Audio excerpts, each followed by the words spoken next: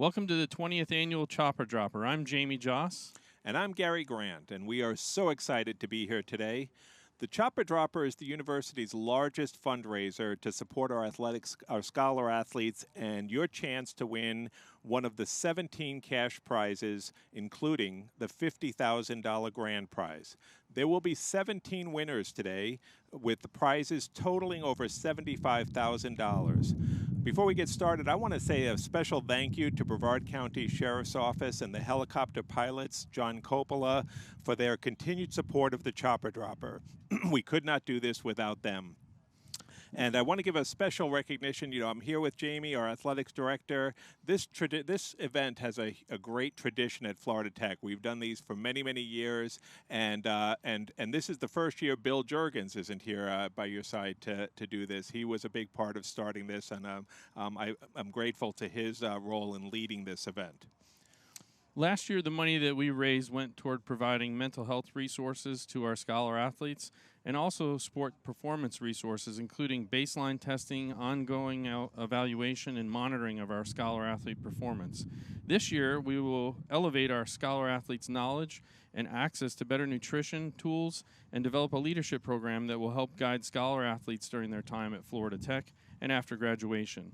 Now let's take a look at how the balls are prepared for today's event.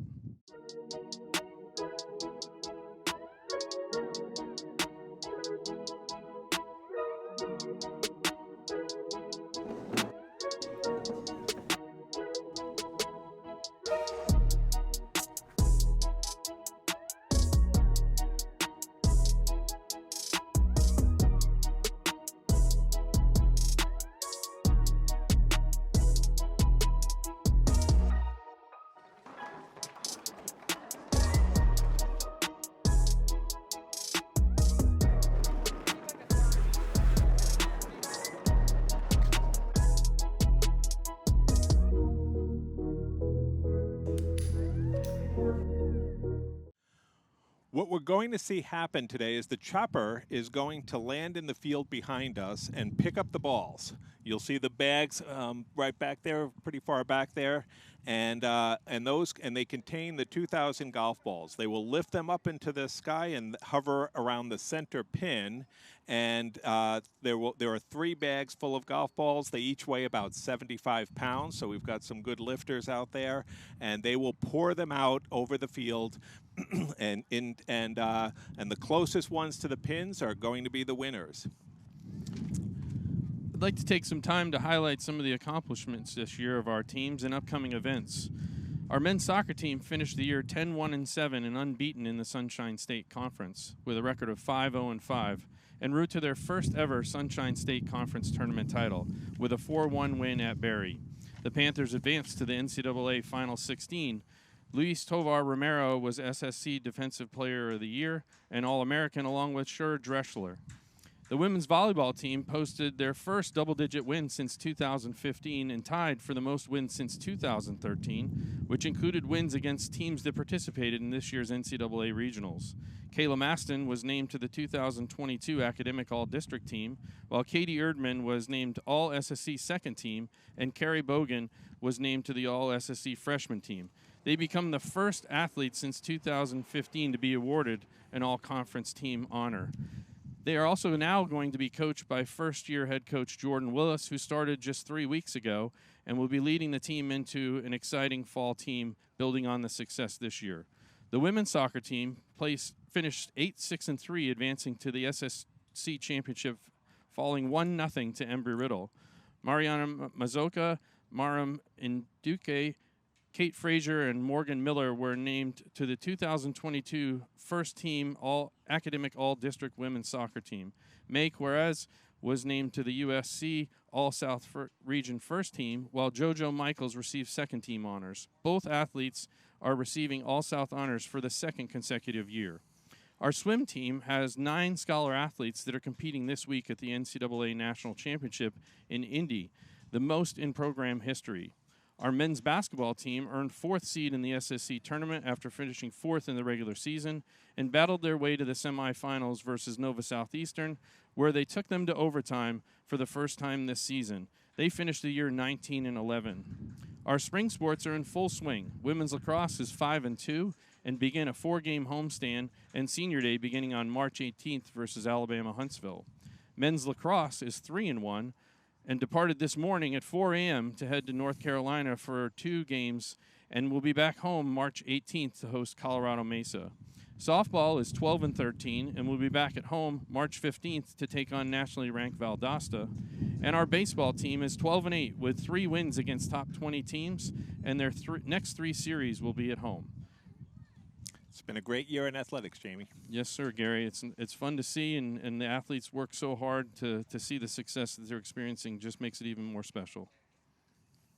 And I think we now have a commercial break to spotlight Nathaniel Allen.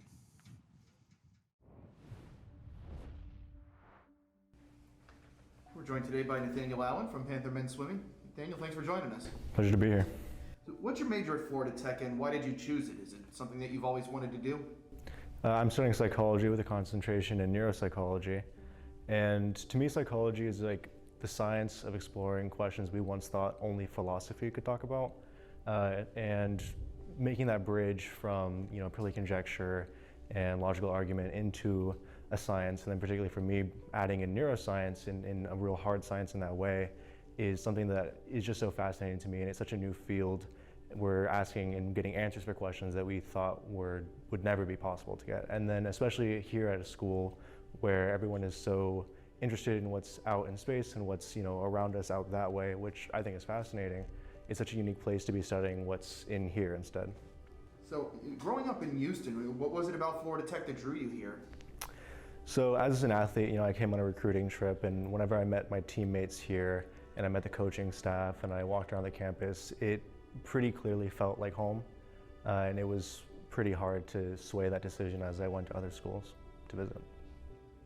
How do you plan to use your degree after graduation? I'm planning on pursuing a doctorate so I can further my own research, whether that lands me in the private sector or I stay in academia and work as a professor somewhere. I don't have like a firm decision, but as long as I'm continuing my own education through my research, I will be happy. Obviously, what you do is different from other classes where you have labs and experiments and things like that. So what are some of the things that you've done in classes here at Florida Tech that you've really enjoyed? Well, I love writing, and one of the requirements for your higher level psychology courses are, comprehensive papers on a topic typically of your choosing within the, course topic, of course. So the opportunity to really dive into recent literature within those fields, in those specialties, and become, a little bit closer to an expert within that specific range is something that I've greatly appreciated, and has taken me down rabbit holes that I thought I would never have gone down before, and really, for my own edification, is such a fascinating and pleasurable experience. How do you keep everything balanced once the season starts? Because I know you guys have early practices right at sunrise, and you've got road trips and stuff, and it's an intense schedule. How do you make everything work for you? So the coaching staff and professors all understand that you're trying to walk this fine line and keep this balance. And while of course it is unimaginably difficult when you get to the middle of the season and those mornings are lining up and you're just exhausted mentally and physically, there's so much support around you, both from the coaching staff and professors, like I said, but also your teammates are going through it with you.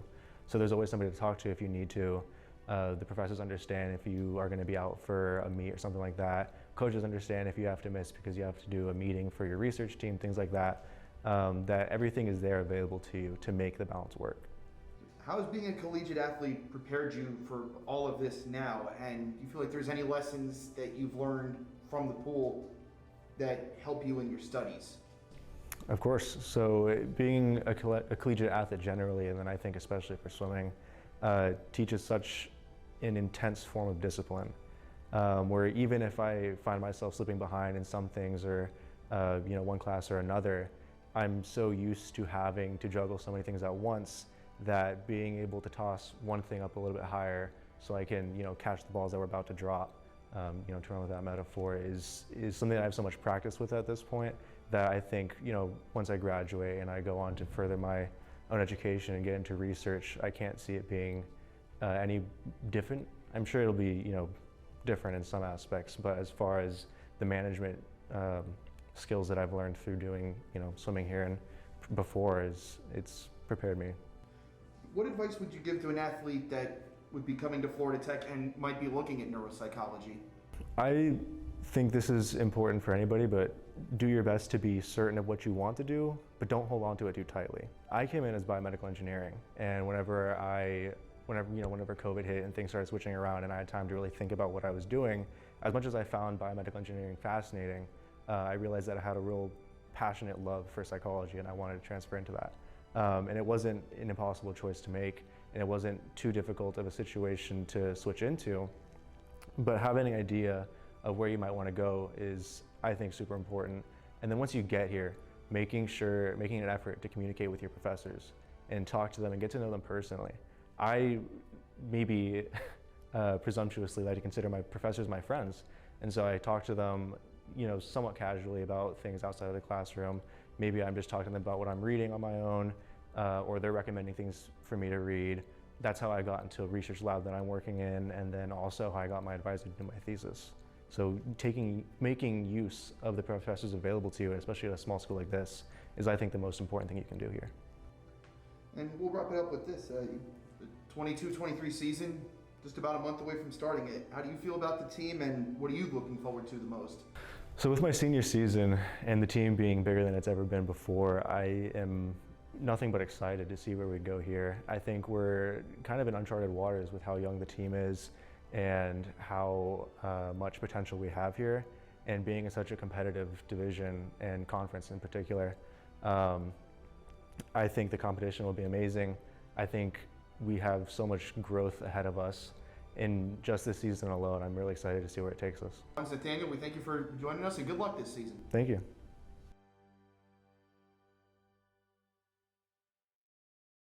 The chopper is now making its way to us. Again, we are thankful to the Sheriff's Department for all they do to support Florida Tech, and I want to also thank the team that makes this event possible, Gina Yates and her group, and all of our folks at the Gleason Center that are a part of this. You can hear the chopper coming.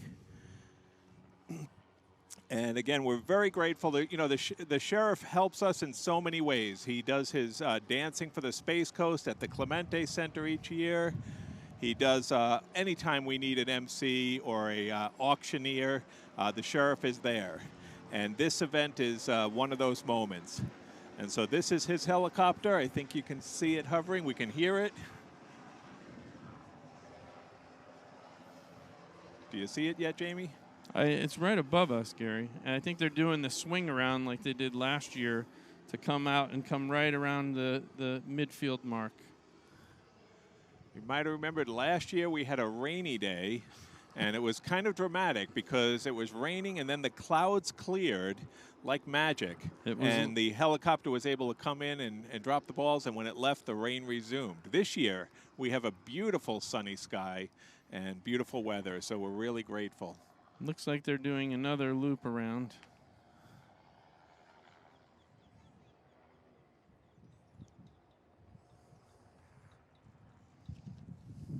I think the wind is a little bit different than we had last year, so. That's true. We do have a little bit of a breeze.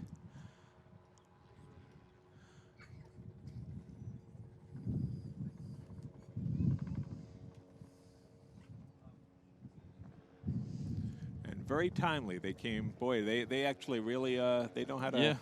There's a lot that goes into planning. Well, if you remember last year, they had to touch down a couple of times because of the weather and the rain. That they stopped at, I think, 2 or 3 places along the way that delayed their arrival. So. And while they're coming in, we'll remind everybody that these balls are mixed up. There's a whole team in multiple team ways that we make sure that this chopper dropper is completely randomized. So we have no idea who the winner will be, and there's a lot of auditing. There's a lot of process Absolutely. to make sure that that's true. There's more hands on those than just a few. So. And there you can see them.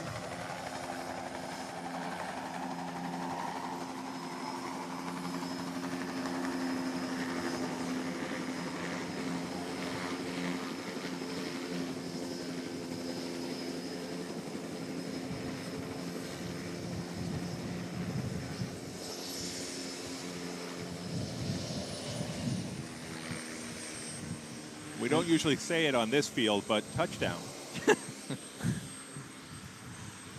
And now we'll have the exchange of bags, and Now, they landed kind of far from the bags. that's all right.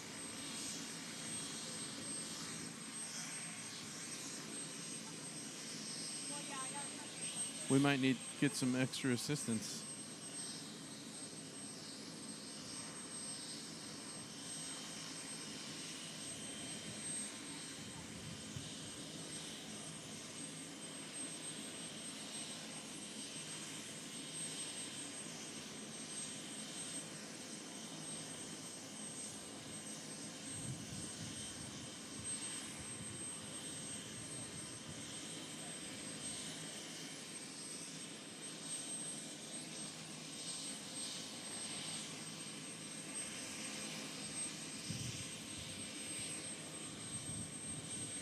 And we need to thank the ROTC department for loaning us the bags to be able to load them into the helicopter every year.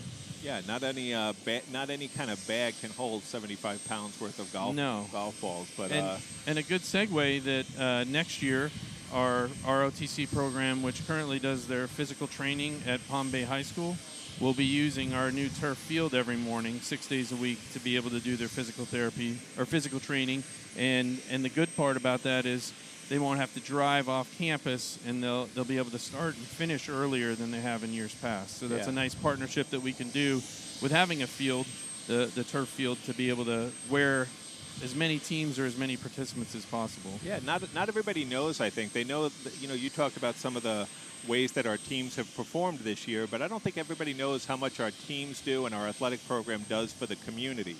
And I hear over and over again the teams, the scholar athletes that go into the Scott Center and work with the children there, and the staff at the Scott Center were just telling me on a recent tour how much the children there really enjoy their participation. And I know that's just one example of many ways. Yeah, we're very intentional with partnering with local nonprofits. With each team as an assigned nonprofit, and then we try to do activities that we can do throughout the year, special ones like we did volunteer at different 5Ks and other special events.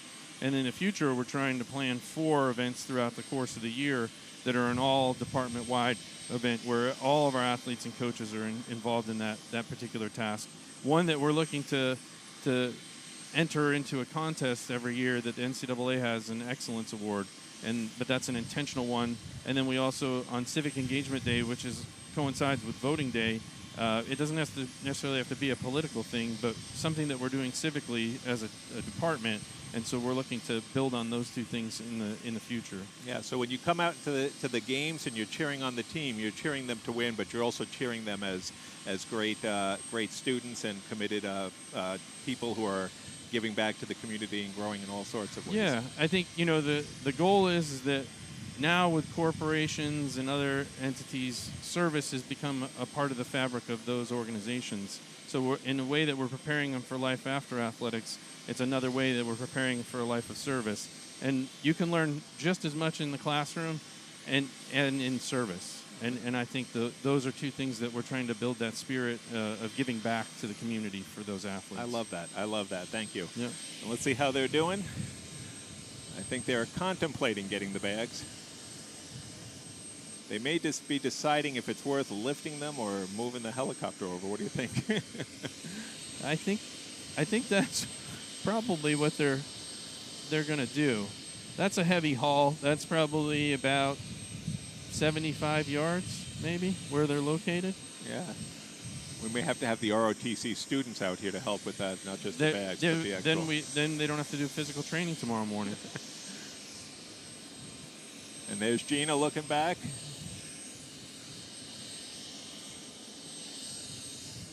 I think last year, they actually encouraged Gina to go up in the helicopter until our liability folks heard that, and I think they said no more. So I think they're buckling in a cameraman to get a view from the helicopter for the first time. Oh, nice. So I think he's taking Gina's seat to be able to do so, because that's what they're getting him in the jump seat.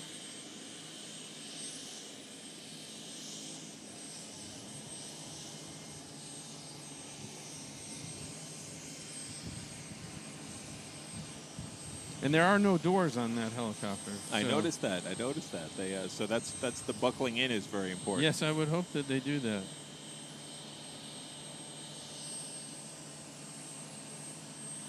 I thought you might have a pun for a helicopter with no doors. You'll have to work on that. I'll work on that one.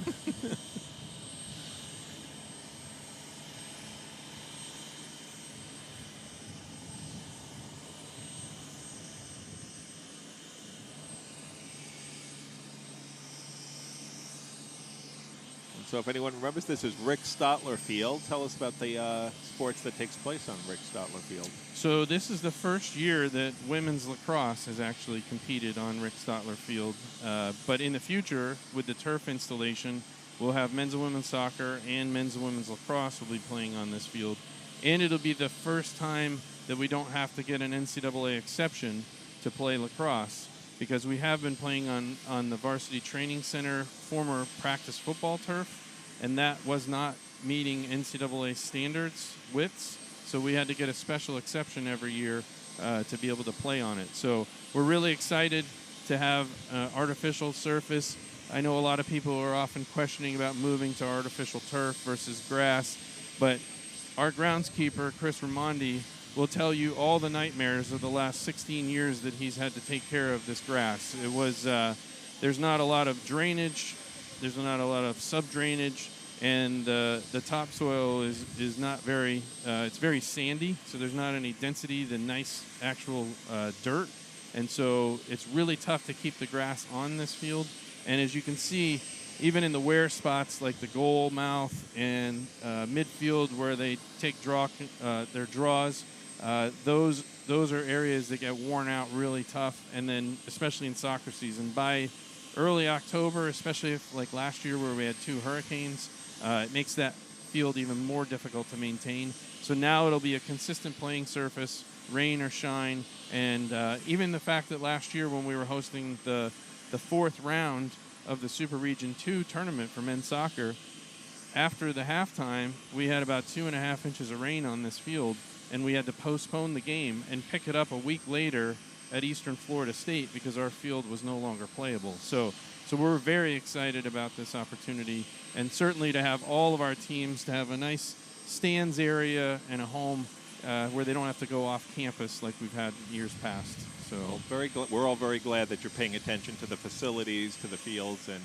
that our students are using. So yeah, and to the same point of the ROTC, now it's going to be available for our intramurals and recreation programs to use this field, which for the most part will be evenings from about 6 to 10 when we don't have games, and then pretty much all day Sunday because most of our teams are off, unless we happen to have a game or a rare practice on a Sunday. So we're not, this field is not just benefiting athletics, it's benefiting the whole university and the student body. Very good, very good. All right, let's see where we are. They managed to hike the bags over. Well, it looks like they got Alex in our athletic communications office to lug 2 of those bags. Did I see Gina? Is Gina? Gina's over there.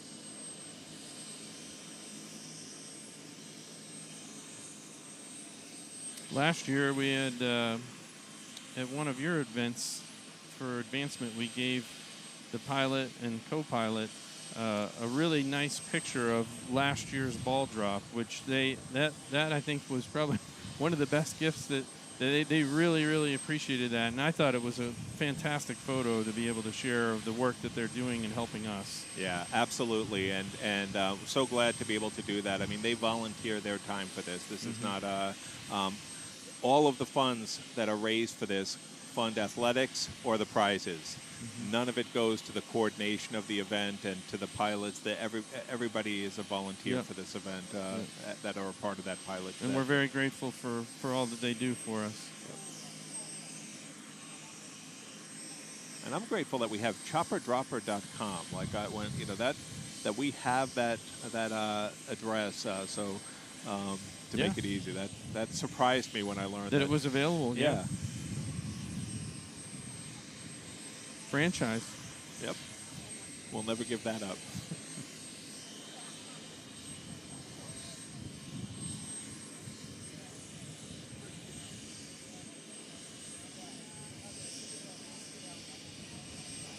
It looks like they're getting ready.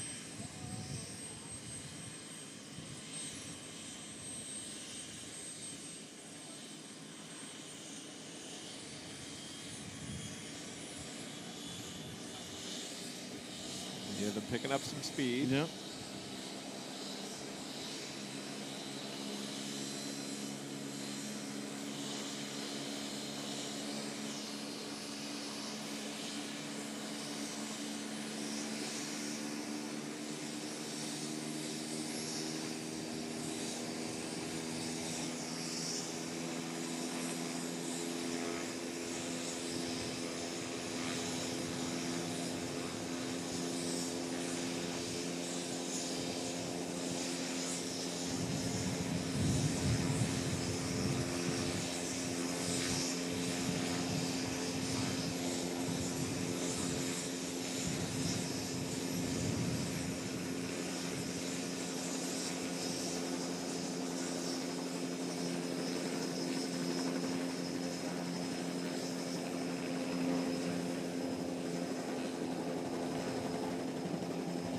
All right, and they are lifting off.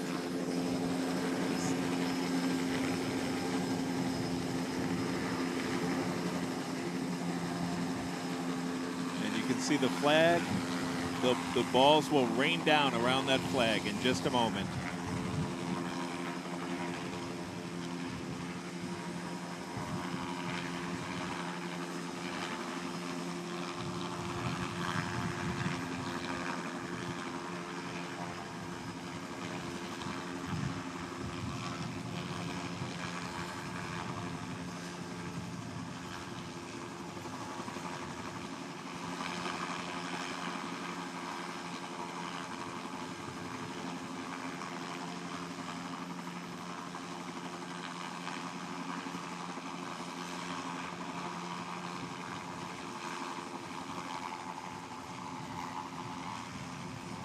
And there's the first bags.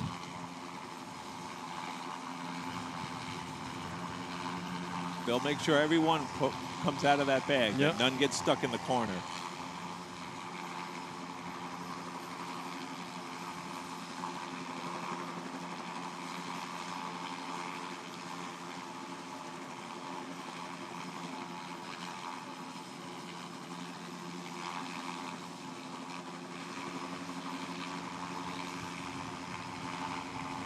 And here comes bag 2.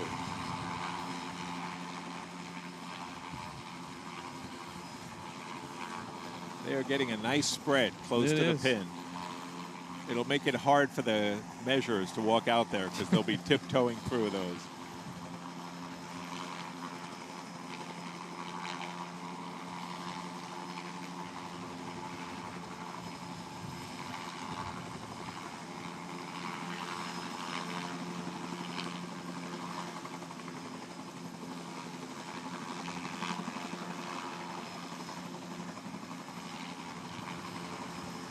There's bag 3.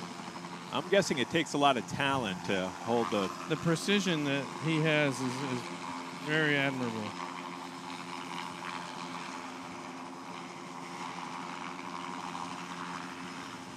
Looks like they're all out.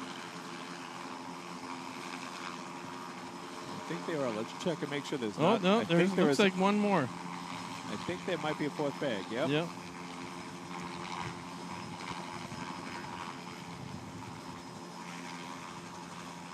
And there we are. All right, so right at this moment, we don't know who it is, but somebody's golf ball at this moment is a $50,000 winner. That's pretty special.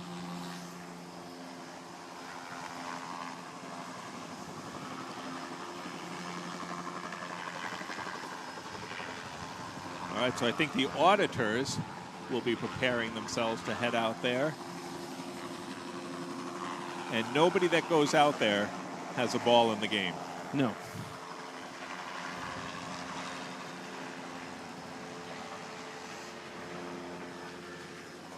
And let's see, are the auditors?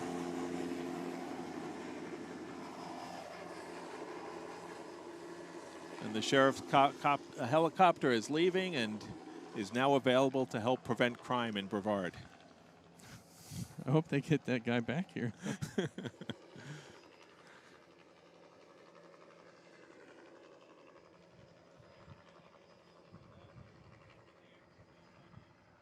Unless he's going back with them and somebody will pick him up from their station. I'm not sure. All right, I see the auditors. The auditors are from Berman Hopkins, and they will be shortly heading out to ensure the accuracy of the measurements. It's a very careful process.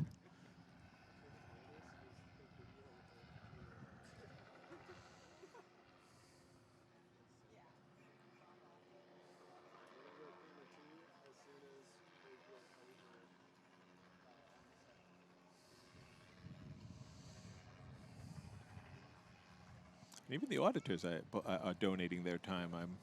I believe so, yeah.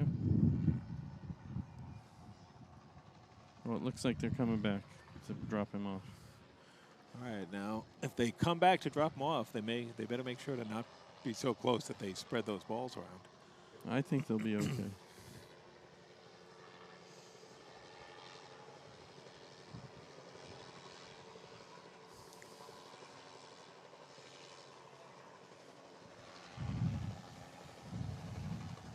Flying over 3 of our most popular dorms, Hartley Hall, Farmer Hall, and Building C, which is still available for someone.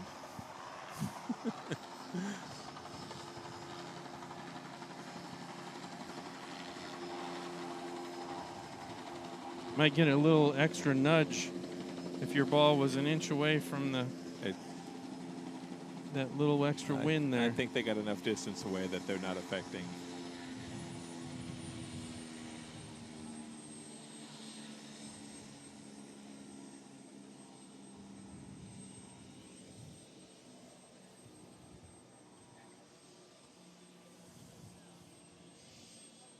I think we should have a consolation prize for the ball that was furthest away. Perhaps that's a new award.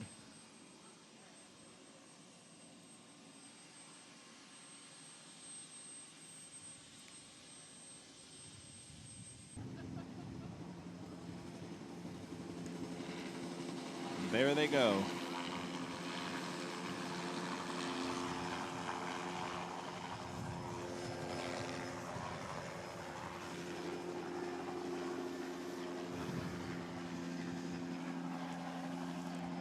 And there goes the helicopter. A great job by pilot John Coppola, and his co-pilot Mike Ryle participated and helped to drop the balls out of the helicopter. So one more time, we're really grateful to them and to the Sheriff's Department for providing the helicopter for our chopper dropper. Now I think those from Berman Hopkins are now heading out to ensure the accuracy of the measurements. And as I say, they are a auditing firm and give their time to help on this event and supervise the process of measuring the distance of the closest 17 balls to the pin. There's not a hole there with the pin. There's just the pin in the ground. So they're measuring the distance from that pin. And hopefully there's not 2 that are touching the pin, I guess. But we've not had that. Once the closest ball to the pin is determined, they will head inside to check the winning balls and ensure that they correspond with the winning numbers. So you all know your numbers, and we know them as well.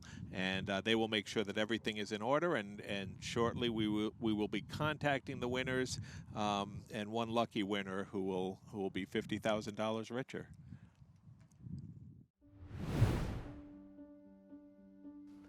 We're here with Daniela Taubin from Panther Women's Soccer. Daniela, thanks for joining us. Thank you for having me.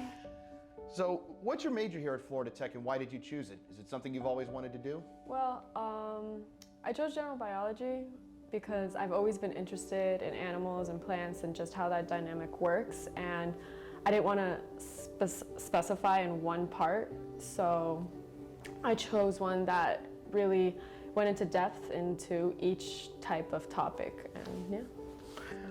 What was it about Florida Tech that drew you here? First of all, the soccer team.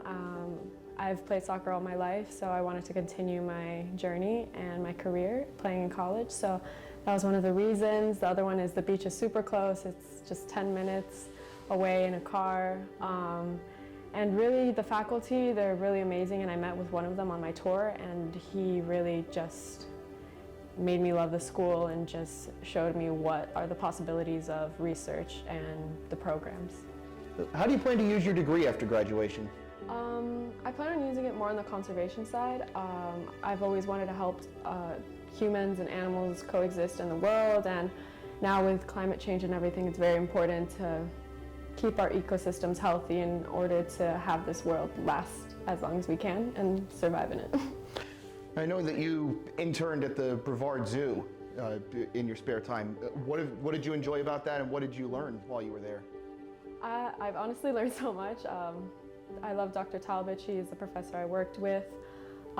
It's more of how the spider monkeys, which is what we're observing, and their social interactions with each other, and how similar they are to humans and the social structures they have. They groom each other, they play with each other, very similar to us, and I thought that was so interesting. And it's always nice being in the outside environment instead of being in a lab or in a classroom just sitting. So it was a different experience, which I really enjoyed. What else have you had in your classes here that you've really enjoyed doing? Right now I'm taking a course in community ecology, and we actually went to Turkey Creek and we analyzed the different types of trees and their diameters compared to where they're located specifically in Turkey Creek. And it's basically seeing how there's a shift in tree abundance depending on the species. So that was really interesting, and it really gives us kind of the history of how Florida was and what it's going to be, how it's changed, and really just reading different peer-reviewed papers that teach you about whale diving, how oil spills have affected birds, just in general. That has been really interesting to me. It's interesting to see that there's classrooms all around us here, just even in Brevard County. That's really cool. So your season starts almost as soon as you guys get back to school in August. You got those practices right away, and then you start at the end of the month. How do you keep everything balanced for you, especially at the beginning when, you got new roommates, new teammates, and you're learning everything? How do you make sure that you're staying on top of everything in your classes while staying on top of everything with your sport? It's really about organizing your time. It's also really important to get enough sleep so you can be as productive as you can during the day, during practice, during class. And when you're in class, you're focused, and then once you get out, you try to finish all the homework you can, and then at least have also some time to decompress and have your own time to maybe read a book, have a coffee or something like that. It's really making sure your mental health is the best it can be, and that will make everything just work as you want it. How do you feel like being a college athlete has helped you for everything that you're going to do? And do you feel like there's anything that the sport of soccer's taught you, just in terms of lessons, that help you with your studies? Yeah, definitely discipline and working hard. That applies in everything you do, whether it comes to a job, the sport you play,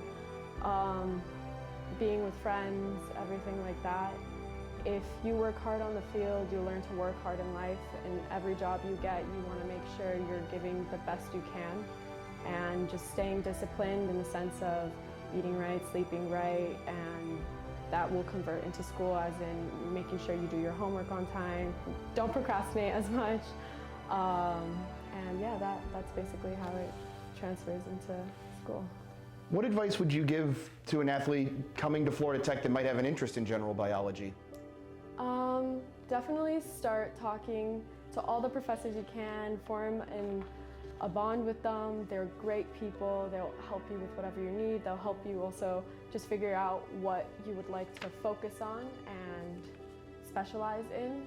It's very important to do it early on, and then they can just help you throughout your career and hopefully in the future. So, yeah. You've seen quite a lot in your time, with the women's soccer program. I mean, you've seen a lot of change and growth. What have you enjoyed the most about your time being here with women's soccer? I would say my teammates and my coach. I would say really it was hard my first year when I was here, but over time I thought the girls grew closer together, and that created a bond unlike any other. We're a family. It's like 25 players on one team, and we all get along. We're all having fun. We're always taking care of each other, making sure we are okay mentally, physically, in every way. So that's the biggest takeaway. And our coach is also very kind to us in making sure we are okay in every sense. And so looking back at the past 2022 season, another successful season for you guys to get to the conference tournament final, what was your favorite moment? I would say beating Florida Southern after we lost to them in season, when we all felt it was maybe we deserved to win, but that's how soccer is. Just because you're better doesn't mean that you'll end up winning. So yeah, definitely going against them again and getting that win, and just the feeling of getting that semifinal out and going to the final, that was really inspirational and something that made us all grow closer together on the team. Okay, thanks for taking your time out to join us. That was a great conversation. Thank you, thank you. Okay. Welcome back. We'd like to welcome a couple of our coaches, our director of sport performance, and a scholar athlete on today with us to hear their experiences of utilizing the mental health and sport performance resources we were able to purchase with last year's funds. First, we're joined by our director of sport performance, Carl Putman. Carl is going to discuss how the investment of sports science resources has benefited his operations and our scholar athlete performance and injury reduction. Carl? Absolutely. Thank you for having me. I'm thrilled to be here. The sports science initiative we were able to add has been a huge addition for our program and for our athletes and coaches. We've added several different modalities to what we normally do. The first of which was readiness monitoring for all of our athletes, which helps us not only with performance, but also helps us with our students as scholar athletes, having a good balance between their academic priorities and what we need to do on the field. By adding that subjective monitoring piece, we've been able to work hand in hand with our coaches, our scholar athletes, administrators, kind of all of our stakeholders to keep track of where we're at when athletes have a particularly stressful time of year, midterms maybe being an example, final exams, so on.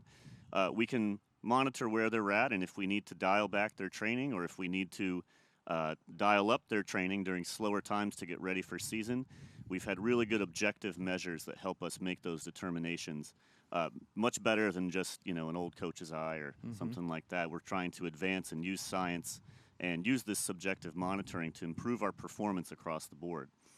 We've also added a sports science testing battery that helps us look at our performance preseason, midseason, postseason. We added several pieces of technology that help us do that, such as force plates, sprint timers, several different pieces, vertical jump mat, and we use those to look at their performance and monitor our trends. So you can't manage what you can't measure. I may have said that backwards. You manage what you measure. Is that there you go. But we want to have those numbers and measurements so we can see if our performance is going the way that we should. So for our purpose as sports performance professionals with our sports med team, we want to see not only that we're improving our performance and improving in the metrics that are most important, it also helps us with injured athletes in return to play, that we can make sure that they're returning not just to not being injured, but actually ready to perform on the field. And having those metrics is important for giving us that over time so we can see their progression. And we hope that over the course of time, we'll be able to see a freshman all the way through senior year, incremental improvements in progress, and that'll show that our program, our training methods, and everything that we're doing is working. So it's been really exciting. I think our athletes have really benefited from it, and I think they've enjoyed it, and it helps them to see the goals that they're trying to achieve. We're not just coming in to work out for the sake of working out or training. We're seeing our goals. We're seeing there's a plan that starts at the administration level on down through all of our different stakeholders, coaches, sports med, sports performance. And I think we've seen some good translations onto the field. Men's soccer did a great job with it this year, and we saw a really good season for them, and our injury rates stayed pretty low. And that's kind of our goal, is to manage those as best we can. We can't completely get rid of injuries. We haven't figured that out just yet. Maybe someday. But we can mitigate them and minimize them in order to give us the best performance possible. Yeah, and the biggest initiative too is that we're Florida Institute of Technology, and so the more we can involve technology in what we're doing, but we're also dealing with a generation of athletes that oftentimes a coach, even Coach Carl, can tell them something to do, but they want to see the data behind it, and now we can offer that, and it just takes us to another level, and it gives us a great recruiting tool that we're having in compared to our other SSC teams that we compete against on a daily basis. Well, thanks for joining us, Carl, and appreciate all your hard work and dedication to our sport performance, and we look forward to more things in the future as we expand that department. Absolutely. Thank you. I'm excited to keep growing.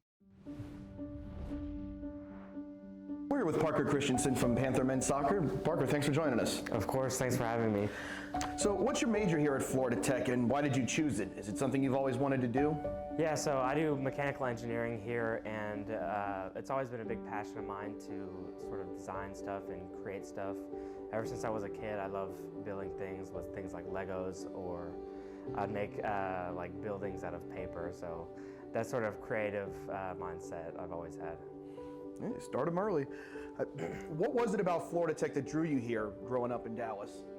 Well, my cousin on the women's team, Alyssa Bartle, she sort of introduced me to the school.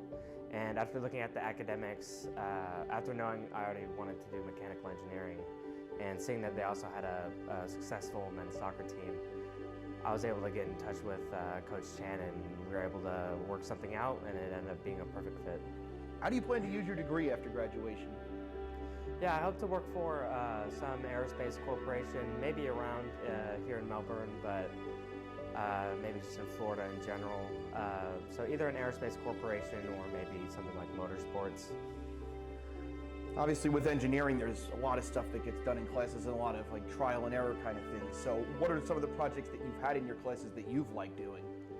Some of the projects that I've really liked doing has to do a lot with CAD, computer-aided design, which is pretty much just using a software to design and develop parts in the software, and then you can use some other software to put those parts through simulation. So any project that involves a lot of CAD work, I really enjoy doing. You have an interesting sport in that once you guys get back here at the start of August, I mean, you're less than a month away from the season starting, so you have intense practices right away. How do you keep everything balanced and make sure that you stay on top of everything, both with your team and with your classes? Yeah, you certainly need to make sacrifices. I know a lot of my other teammates are also STEM majors, so they would also know the sort of dedication you have to both aspects. Some of the small things are like if we're out away on a trip doing homework in the hotel lobbies, you'll see a lot of players doing that, or even something like doing homework on the bus on the way to away games. So the small things like that here and there, but overall you just need to be dedicated to both facets of your life. How has being a college athlete prepared you for everything that you're doing now? And do you feel like there's anything that the sport of soccer has taught you that help you with your studies?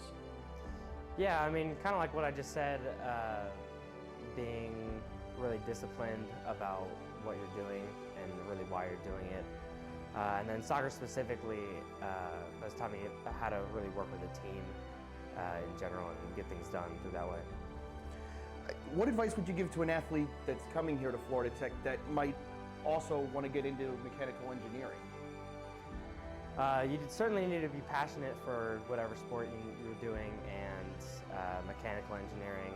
For me, it's easy because I've grown up doing both of those things my entire life, and I really enjoy doing both of the things, but I would just say you need to be 100% determined. And I think I know the answer for this one, but what have you enjoyed the most about your time here at Florida Tech and with the men's soccer program? Certainly it would be playing in our NCAA tournament game this year. And it was really special for me because my dad, that was one of the few games my dad went to, and so getting to share that very special moment with him was really wonderful. Any tournament run for any team here is always going to be really special, but having that as well and being able to show off for your family, that's really cool, Parker. We're glad you're able to join us today, and good luck. Of course, thank you.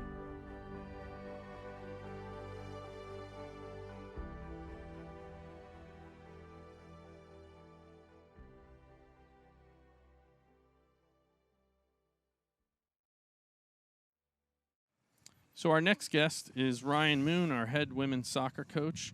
And Coach Moon had a 8-6-3 season this year. Women finished fourth and advanced to the SSC championship.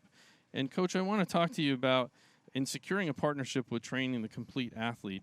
How has that benefited your team by having that mental health resource and what you've seen as a coach to be able to go to Training the Complete Athlete if you have some issues that maybe you're working through with an athlete? If you could just expand on that a little bit. Yeah, I mean, I think it's been an amazing resource for us. You know, as athletes, student athletes, they have the capability of going to the student counselling centre, which what we've added here is adding in, a relatability with Coach Cars and her staff in, athletes, training athletes and talking about athlete relatable issues that just gives a different, a different side of it than maybe the regular student has. Obviously, with being an athlete, you have injuries, performance anxiety, stresses of training. It's a heavy workload, and I think having that resource for them available, and also for the coaches available, where Coach Cos has worked with us as coaches and support staff on signs for us to look for in athletes that might be struggling, has really helped us to kind of get ahead of the game. At the end of the day, we're trying to grow and develop student athletes that are going to graduate and do well and present them with a good opportunity following their time with us. We want to win championships, and we want to help them grow as people. And I think putting mental health at the forefront of that and getting ahead and giving them the support and the resources they need, it's only can only be a good thing. And obviously the timing of it coming through COVID and after that tricky time, I think it was much needed, and I think it presented an opportunity for a lot of the athletes that maybe they didn't have before, or they weren't sure where to go, and it just gave them again, the big word for me is the relatability of having someone who's they have athletic experience, they know what they're going through, they've got support groups that are other athletes that they can join in, that maybe it's other players that have been injured, and just having that relatability again, that I've been through the same thing, I know it's tough, this is how I worked through it. And I think it's just anytime you can kind of give that support and let someone know, like, hey, you're not the only one going through something, and there's other people out there, and the more you can help each other, then the better you're going to be, the more positive you're going to see your life, and that, for us, that positive experience is what we want to give the student athletes. Now let's talk about, you just got back recently from recruiting overseas. How's the recruiting trail going, and how do you look forward to the team for next fall? Yeah, it's going really good. We've got a good group returning, which I'm really excited about. Got a few key pieces that decided to come back and use their COVID year, so we're really excited about that. Core group of our team last year was quite young, so they're shaping up well this spring. It's nice to have a spring where you can work on stuff going into the fall, and you've got a lot of the team coming back. So we've made some big steps this spring, and then we're going to add in a few key pieces for next year. And yeah, we're excited. We feel like we're growing each year, and yeah, we feel like we're heading to where we need to be. Awesome. Well, thanks for joining us today. Thank you. All right, we're here with Robin Chan, our men's soccer coach. And Robin, from a head coaching perspective, can you share how sports science technology and baseline testing have helped your team's success and health? Yeah, for sure. The new technology that we had this year is very, very, very helpful for us from start to finish, really, from the recruiting side. I think all the scholar athletes these days are looking for that level of detail in their performance and their feedback, and having that immediate feedback that we can give them on a daily basis, I think is very motivational for them. And so when we're recruiting, I think that individuals see that we have that level of detail. I think it's an appealing thing for them, especially these days. It's becoming more and more common. I think from us as a staff, it's very informative for us to know, not just guess, the level of work that the players are being put through from a daily basis. And obviously that goes into our games as well, into competition, so we can get an understanding of the distances that we're covering as a team, and we can drill down into the individuals, and we get that daily feedback from them, not just during and after the event, but maybe the next morning, how their recovery is coming along. And it's something that we can continually check on and follow as we go through the season. We understand, as we go through the ebbs and flows of the season and the intense periods that we sometimes hit, the stage of recovery that some of the boys are in, and we might need to have a rotation that needs to happen, and it gives us that feedback again without just guessing.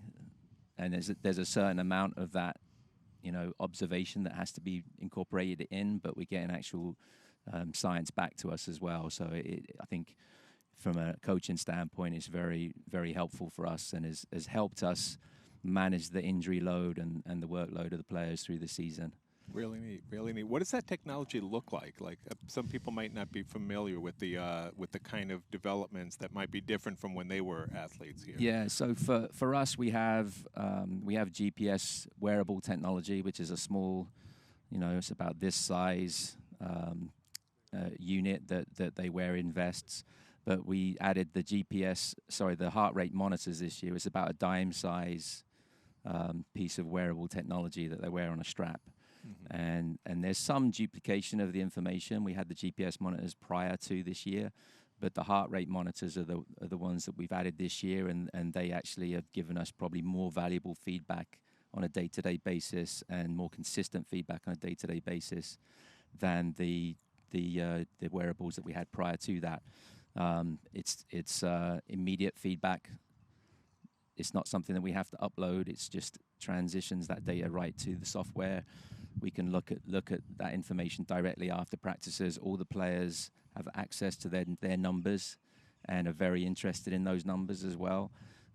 They want to know how many, how far they've run in a game, how many sprints they've had, what the workload is that they put in.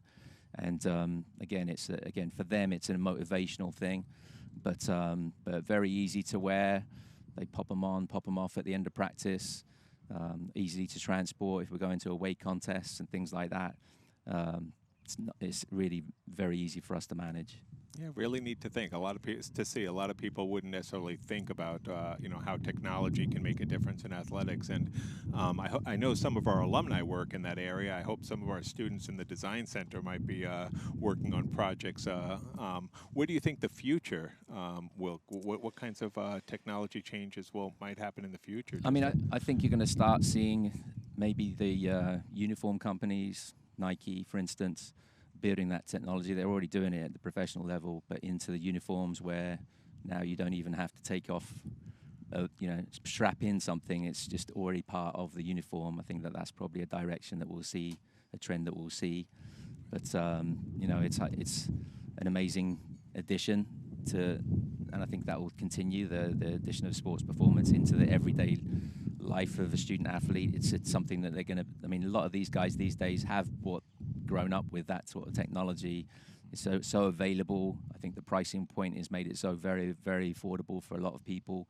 And so again, from the student athletes, the scholar athlete side, it's just going to become something that's in everyday life, just like their cell phones are. Mm-hmm. Very good, very good. Well, thanks for showing us another way that athletics relates to the mission of the university as a technology university, that there's an interface there as one of the many ways that that our scholar athletes and develop and play a role in Florida Tech's mission. So thank you. Thank you. And now I'm here with Ashley Rance, one of our volleyball players. I want to say players, but it's scholar athletes. Jamie's really brought an emphasis on that term, scholar athlete. So I just would love to ask, what's your take on what that means to you?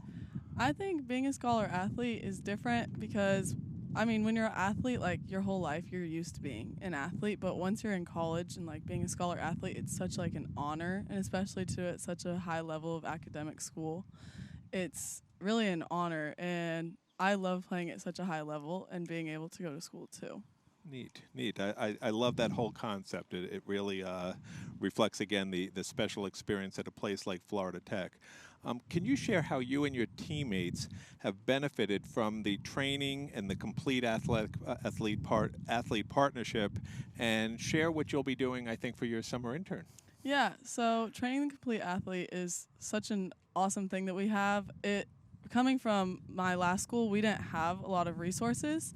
And when you go into college, it's like the hardest thing, I wouldn't say, is like the physical change of the sport, but more mentally. Like, I was not prepared mentally for how much like mental power that it takes to play at such a high level, and like every single day in and out, like giving 100% of like your mind to that. And that was like the biggest change for me. So like my freshman year was like really hard mentally, and so then coming here and having like a program like it, we are so lucky, because I know like so many schools do not have things like this for their athletes. And even it makes it so accessible. Like when you're walking to class, you don't have a lot of time, you can like listen to one of the videos of them talking, or you can text any of them that work there and they'll talk to you all the time. Like they're always available for you, and it's so nice to have that to talk to. And in the summer, what I'm doing is I have an internship with them. So basically I'll look over like all of the interns will look over like the social media, and we look over what she sends out to the athletes. We help her figure out like better ways to communicate with the athletes, and like she'll even have some of us like take stuff to our team and be like, would you guys use this? Would you not? And just kind of like a feedback, and like sit in on meetings. But yeah, it's super exciting. Very neat. I don't think I asked you, where are you from? Where'd you come? I'm from Denver, Colorado. Very good. And how did you choose Florida Tech? Well, my last school was University of Louisiana Monroe. And when I went into the transfer portal, I kind of knew that I wanted to either play in California or Florida. My family loves Florida. And I went to visit a lot of schools, and I was like, I could go there, but none of them were just like this works. And then when I was here, I was just like, yeah, like I'm going here. Like it just fit. It just worked. I love that. And what year are you, and what's your major? I'm a sophomore. Like I've been in college for 2 years, but volleyball wise, I'm technically a freshman. My major is business administration, social responsibility, and leadership. Perfect. And what do you hope your career will be? My dream is to have my own mental health nonprofit. Awesome. Yeah. I love that. Thank you. Yeah, of course. Thank you. Mm-hmm. Welcome back, Chopper Dropper. We are ready to go with this year's winners. And I've got Gina Yates here, who I mentioned earlier has been really one of the, I think from the very beginning. Were you at the very first Chopper Dropper? No, I've been here for 10 years. But for 10 years, for quite a long time. So this is your 10th Chopper Dropper. So we have a great deal of thanks for all the hard work that she does and her team, organizing this, selling all of those tickets, and the entire process. So we're very grateful to Gina. But most importantly, she has all of the winners now, and I'm going to ask her to let us know the top two winners, and maybe start with the $10,000 winner, and tell us their number and their name. Well, thank you, Gary. So our $10,000 winner is Miss Clarice Polzinski. Very nice lady I got to talk to on the phone, so I'm very excited for her. And her number was 1071, Clarice Polzinski. And then so let's give a little bit of build up to it. But okay. That's one of the fun things. We sell a lot of tickets, and every time I sell a ticket to someone, I tell them I hope that they win. So it's kind of exciting to know the winners. And now I want to do a little bit of a drum roll, but I won't. Tell us the $50,000 winner for 2023. So the $50,000 winner had ball number 467, and his name is Andrew Wilson. So I will be calling Andrew shortly. I can't wait to speak with him.